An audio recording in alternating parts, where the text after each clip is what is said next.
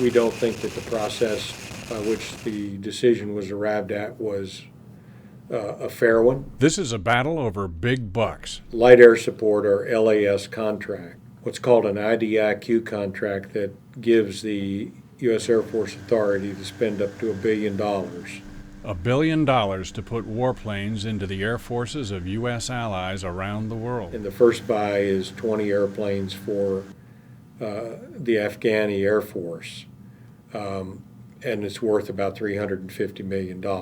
Hawker Beechcraft offered the AT-6, a weaponized version of the T-6 trainer used by the U.S. military. We'd worked hand in hand with the Air Force and the Air National Guard for over 2.5 years, understanding the requirements for a light attack airplane.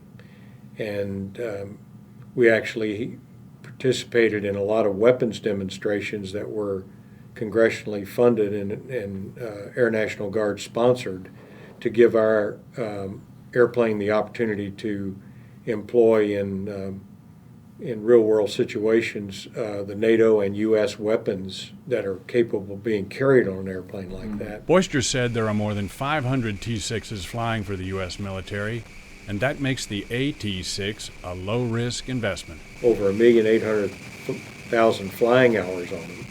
And then if you look at the changes that have been made in the airplane to make it an AT-6, they're low-risk changes. We partnered with Lockheed Martin to get access to the weapon system out of the A-10C Thunderbolt airplane. So it goes right in the weapons bay of our airplane and communicates with all of the ground and airborne posts that an A-10 can communicate with. So we move into the battlefield with a proven weapon system communication system. The sensor on the bottom of our airplane is the same sensor used on the MC-12W Liberty airplanes in Afghanistan. So again, not much risk in that technology because we already use it. But the contract went to Sierra Nevada Corporation. They partnered with Embraer in Brazil to build the A29 Super Tucano in Florida. The neat thing about the A29 Super Tucano is the fact that it's been around so long, relative to the existence of the AT-6 Charlie. The A29 Super Tucano is a proven combat platform.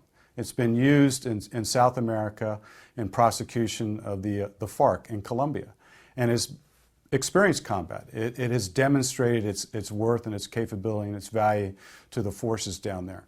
I can't say the same about the AT-6 Charlie. I'm sure the AT-6 is a tremendous trainer for the Navy and the Air Force, but when it comes to accomplishing the light attack mission, it's simply just a prototype. And the decision for this contract is to take a airplane that no one else has over there and put it in there.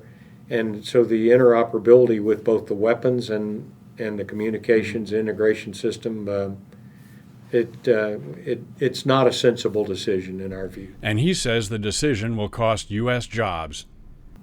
This is 1,400 U.S. jobs, 800 of which are right here in Wichita, which, as you well know from having done many things around here, there's 12,000 unemployed aerospace workers in Wichita.